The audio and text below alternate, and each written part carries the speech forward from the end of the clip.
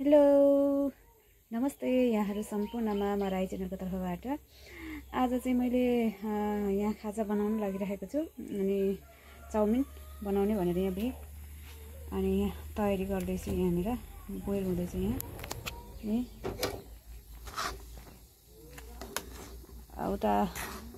मेरो बेबी नै रोइरहेको छ किनभने सेकेन्ड डोजको सुई हानेको त्यो सेकेन्ड डोजको सुई हान्दा चाहिँ एकदमै दुख्ने रहेछ सो त्यो कारणले गर्दाखेरि चाहिँ निदा आउँदा पनि अब एकदम झस्किरहेको छ अनि खाजा पनि खान दिन्छ कि दिँदैन मैले चाउमिन बनाउनको लागि चाहिँ यहाँ बन्दा भिजाइराखेको छु बन्दा धनियाँ प्याज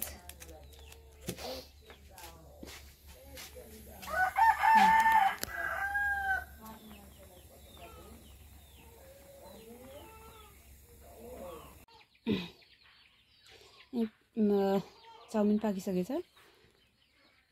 बोइल गरेको चाहिँ पाकिसकेछ अब यसलाई म धुन लाग्छु त्यसपछि यहाँ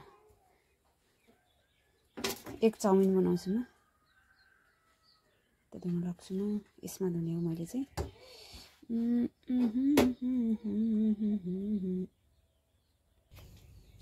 मैले चाहिँ त चाउमिन पकाउनलाई मैले यो धनियाँ काटेँ प्याज भयो अनि यो टमाटर यो चाहिँ बन्दा काटेको त्यसपछि यहाँ अन्डा नै तयारी गरेको छु अनि यतातिर चाउमिन यो धोएर ल्याएर ठिक्क बनाएको छु अब म पहिले चाहिँ अन्डा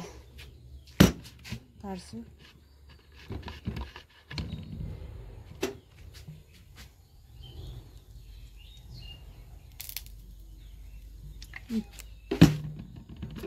धेरै तेल भयो नि क्या हो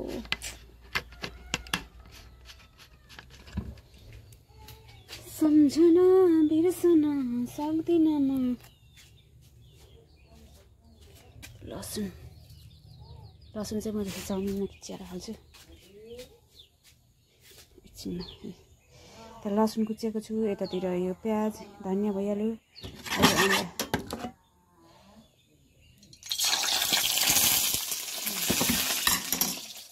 कस्तो उछिटेको नि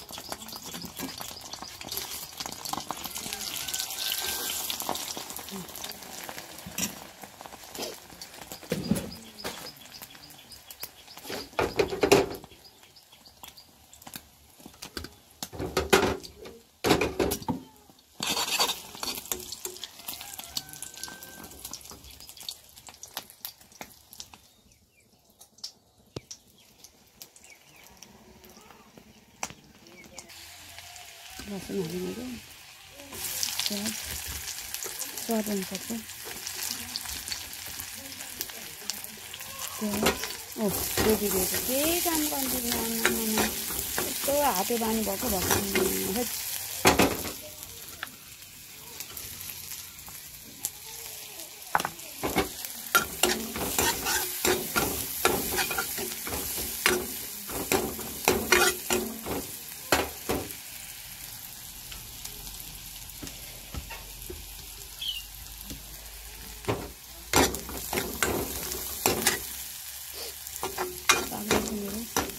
म चाहिँ प्याज अलिकति त्यो खरेर हाल्छु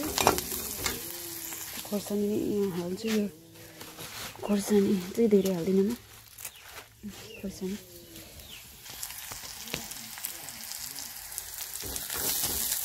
भइसक्यो म चाहिँ त्यसपछि यस्तो भएपछि मैले चाहिँ यतिको भएपछि काला त भएपछि मैले चाउमिन हाल्छु त्यो सबै हालिदिन्छु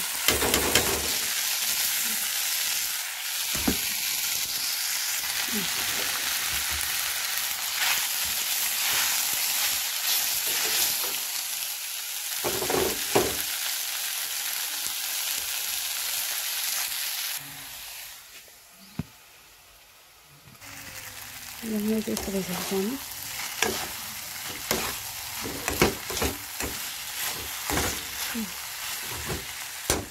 त्यो राम्रो भयो यस्तो खानु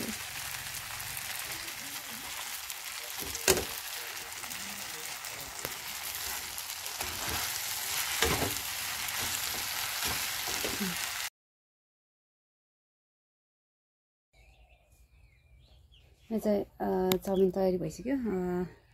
मैले चाहिँ अब यहाँ खाना तयारी गरिरहेको छु बजुलाई चाउमिन अनि पिउनको लागि चाहिँ यो चिसो स्प्राइट हो यो चाहिँ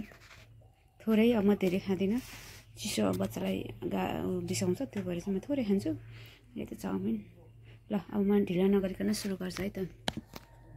चाउमिन त सिम्पल घरिया चाहिँ चाउमिन ल खाएँ त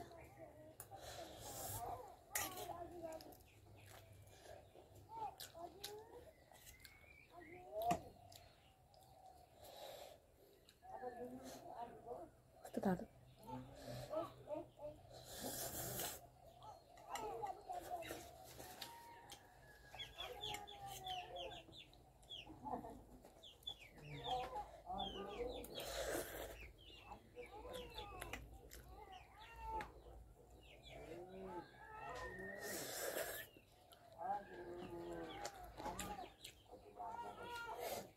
मिठो भएछ हेर्दा चाहिँ नमिठो देखिन्छ जस्तो देखिन्छ तर मिठो छ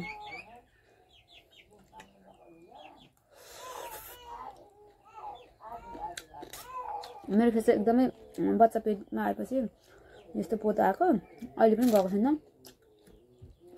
फेरि म एकदमै केयरलेस भइरहेको छु आजकलभरि एकदम कस्तो भन्दाखेरि क्रिम पनि केही लगाउँदैन क्या यो जस्तो कि मान्छेहरूले अब सनस्क्रिमहरू लगाउनु भन्छ नि त्यो पनि लगाउँदैन कि त्यत्तिकै बसिरहेको हुन्छ भाताङ भुतुङ भएर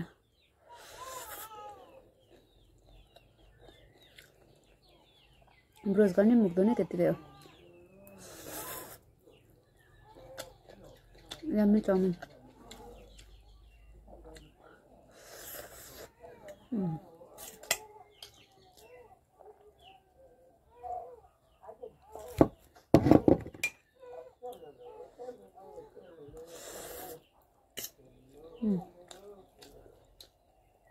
मिठो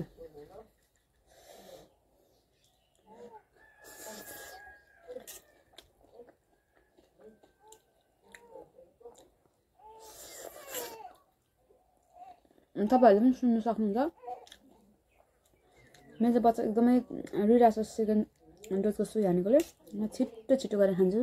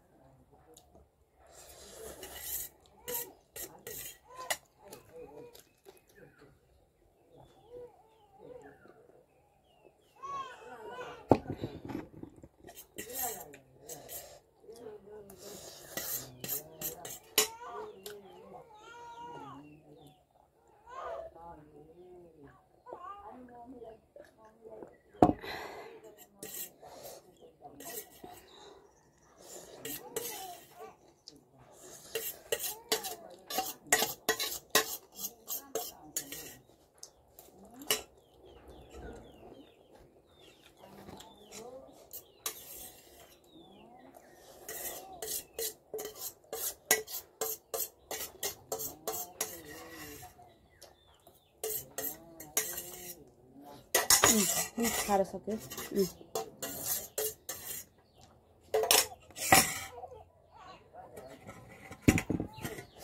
ल त साथीहरू के मैले अब खाएर पनि सकिसक्यो मैले एकैछिनमा खाएँ क्या किन भन्दाखेरि नानी रुइरहेछ नि त अनि ल मेरो भिडियो हजुरहरूलाई कस्तो लाग्छ हेरेर प्रतिक्रिया दिनु नभुल्नु होला त्यसपछि मेरो भिडियोलाई लाइक कमेन्ट सेयर अनि सब्स्क्राइब पनि गरिदिनु होला हस् त बाई बाई नेक्स्ट टाइम भेटौँला है त